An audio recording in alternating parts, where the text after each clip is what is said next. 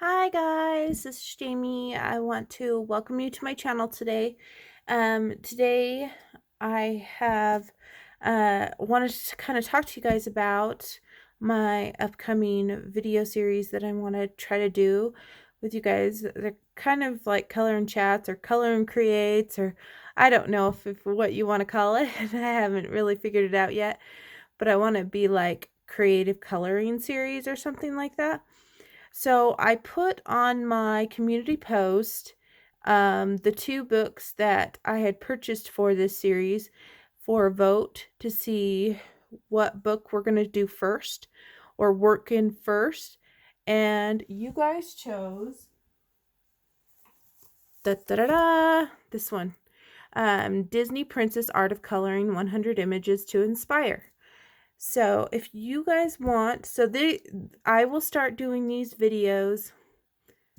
I think we'll say we're gonna start March 1st. Let's do March 1st.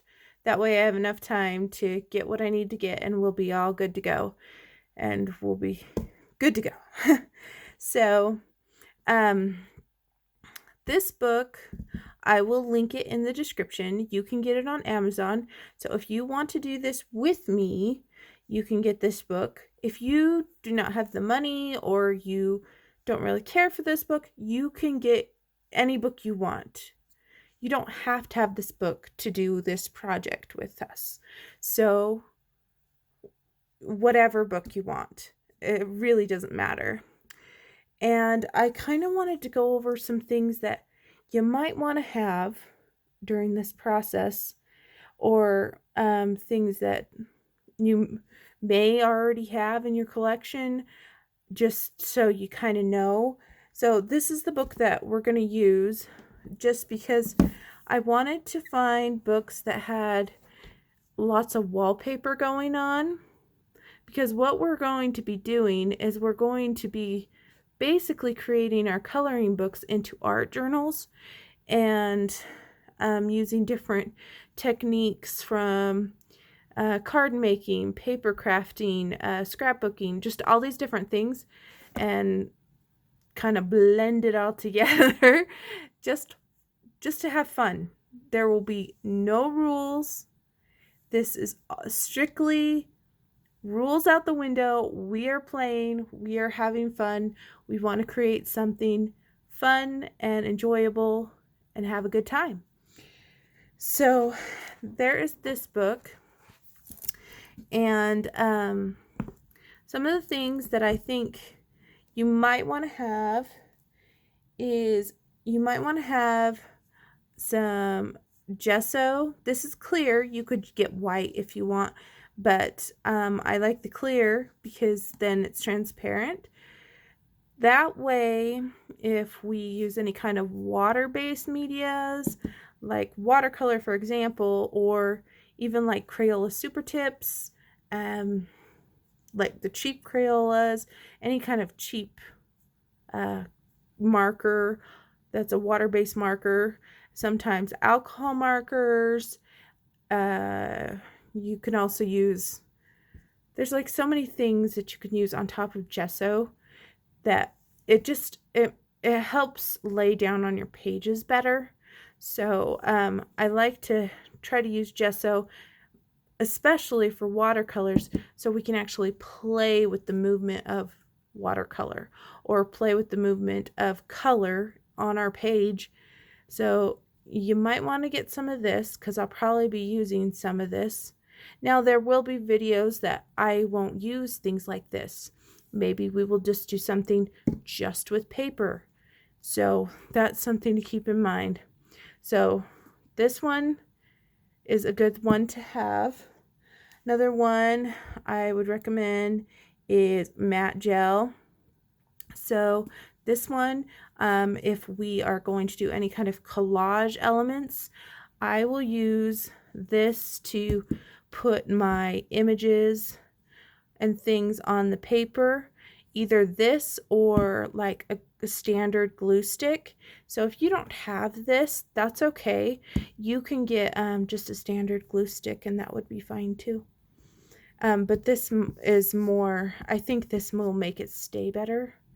But like I said, either way. Or say you have school glue and you could paint on school glue, just any kind of thing that's going to make your pages stick. And you could even use Mod Podge if you want, but Mod Podge does leave a sticky film after, so be careful with Mod Podge. Another thing that you might want to get is you might want to get some paint. This is a big thing of Apple Barrel black paint, but they come in little things too.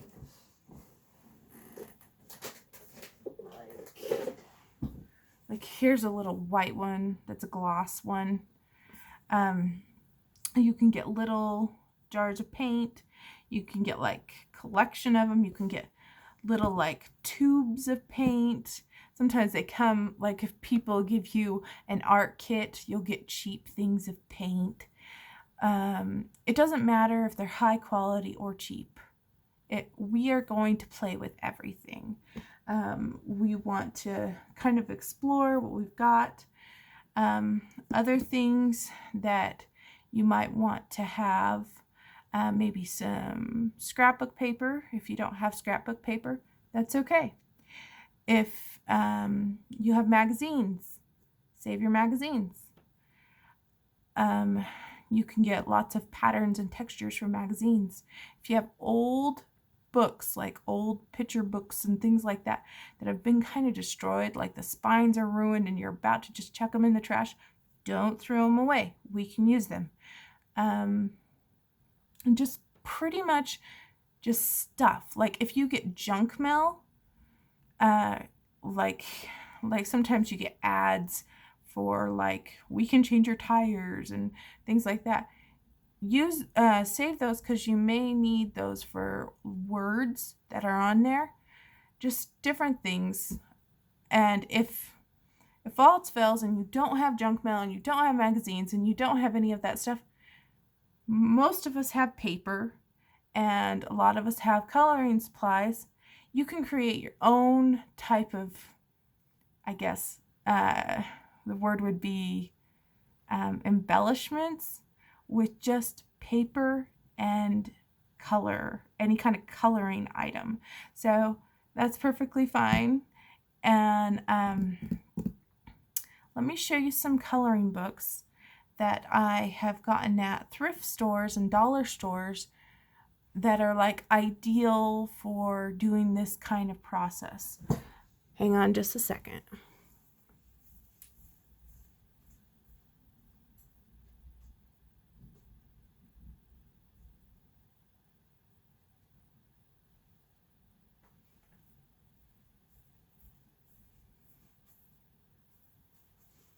Just kind of move these out of the way a little bit. So I have this book that I got really, really cheap. It's called Daydream in Color. And I think I have another one. Yeah, I have that one too. But these books I got really cheap at some local store, and they have like these 2-page spreads in them that I probably will never ever color. But I think, see, this doesn't even make sense. Why would a Chinese one be hooked in with this winter one? Doesn't make any sense. But we can use this, like you can cut out just this parasol. You could cut out just this sled to use in here. Here we have like a bottle and some seashells and a dolphin. This one, we've got a peacock, but say we don't want the peacock. Say we just want these feathers. We could cut this to create some really cool hair for a person, which would be cool. There's a cake, but say we just want these flames. We can use just these flames, like take away that. So you have to be afraid not to, like, you have to be not afraid to cut in these books. Like, these are dollar store books. This is a patterns book. It's a perfect example. If you can't afford one of these big books, go to a dollar store, get one of these. You can do it in these books.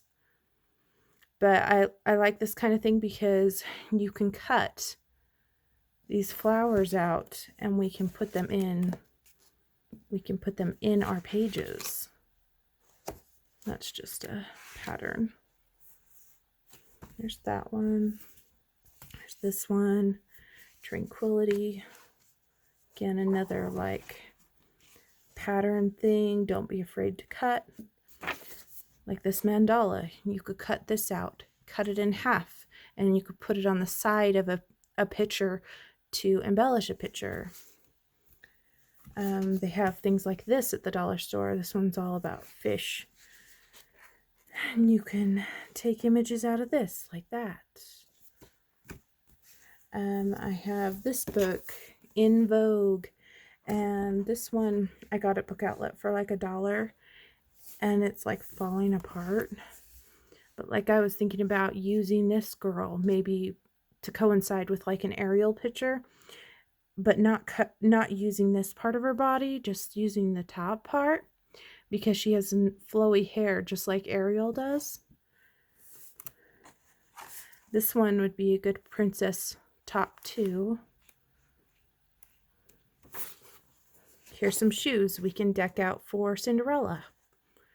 So, you know, just different things with all those shoes. They have this type of book at Dollar General. And these have lots of flowers in them. But you can, when you look at these books, they look really busy, but you can actually pick out the flowers and just take them out. And that one would be even easier to take out. Like you could take these and we could create something with scrapbook paper that looked like Rapunzel's hair, and we could put these flowers inside her hair. That one is a Halloween one, so I don't know if we're going to have very much to choose from Halloween-wise. Yeah. And this one's a landscaped one. Got birds. My daughter's kind of put color in there. But this one, it's called Creative Awakenings. This is definitely from the dollar store. It's like paper thin. They have more textures in here, so we can color these and add them to our already existing textures on the page, which is always fun. And mushrooms. I have these books I got from Book Outlet. This one's called The Coloring Studio Once Upon a Fairy Tale.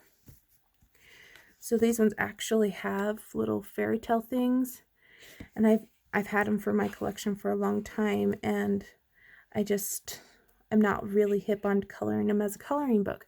But like this castle with Rapunzel, this would be a perfect thing to cut out and implement into our big Disney book. And like this girl bowing. There's just different things we can do. There's little houses.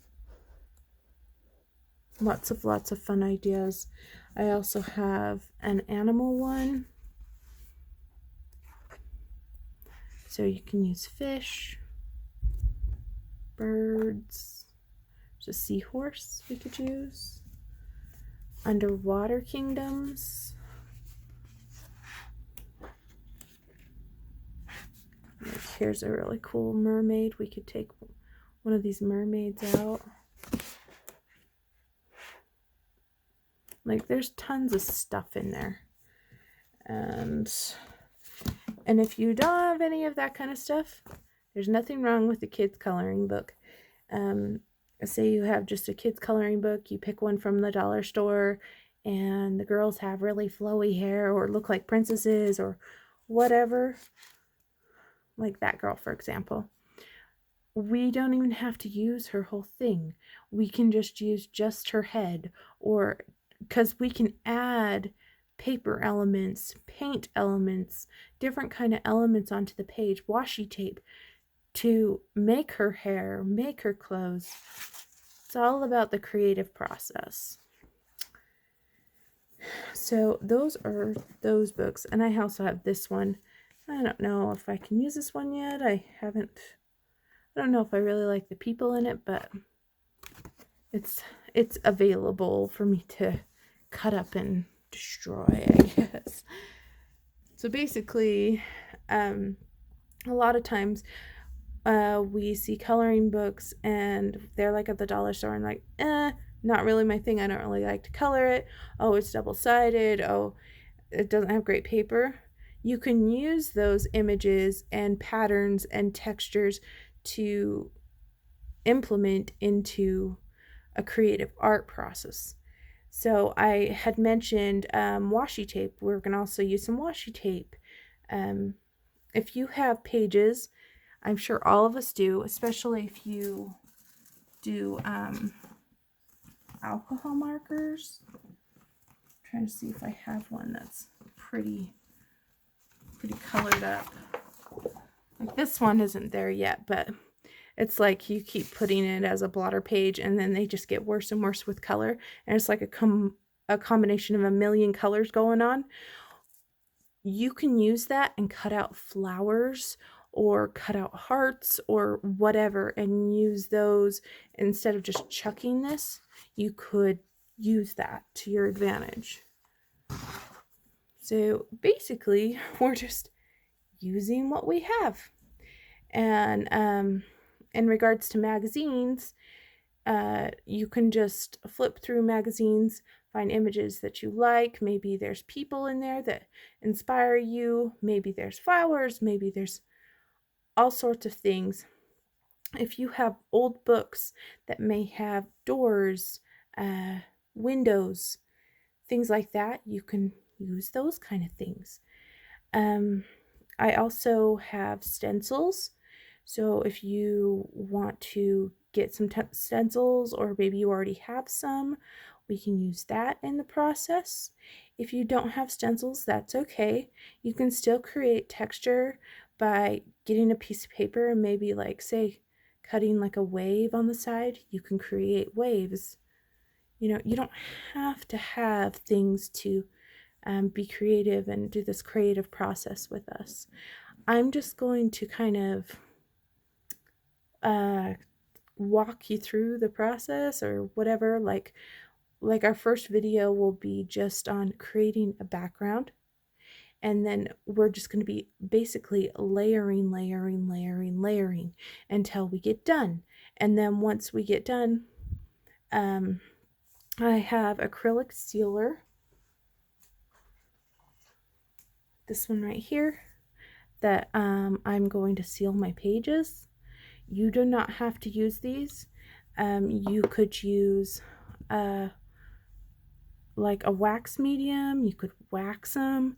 You could just leave them alone as is. You can use Mod Podge, but be careful because it might leave your page sticky and you don't want your pages to stick together. And when we get to that point, I can talk about different things that you can use. But basically, we're just going to kind of build up. And then once we have a completed page, then we can move on to the other book. Or if you guys didn't really enjoy this video, this like series, we can stop. We can just kind of go from there. But I just wanted to kind of give you guys some ideas, get those juices, creative juices flowing. And there's lots of things you can use that you just have. Not everybody has distress inks and a million sets of paints and all these different things out there. But maybe you have things that are in your kids' coloring stash, or maybe you just have a set of pencils. We can make it work. So yeah, it will be fun. Something that maybe a lot of girls have, nail polish, eyeshadow, we can use those. I'm just trying to give ideas out there. You could do crayons if you wanted to. there's just so many things. Obviously, I can't do everything on one page, but I'm just trying to give you ideas of what you could use or what you could do. So, yeah, I just wanted to let you guys know I'm really excited. So, we'll be starting this series March 1st. I probably will pre-record and then try to post the first one on March 1st sometime on my channel, so you guys know. But I wanted to kind of give you a heads up so that if you want to purchase any items, or if you want to kind of start looking for items at your dollar store or your thrift stores, or even just saving your junk mail, that's just fine too. So yeah, something also you could use is old textbooks. So you could put text in your like implementing it in your book, or you can use old napkins, or napkins, not used ones, just napkins. You can use napkins and tissue paper too. So yeah, I hope you guys are all doing well and staying safe, and I will see you guys next video, and have a wonderful day. Thanks for watching.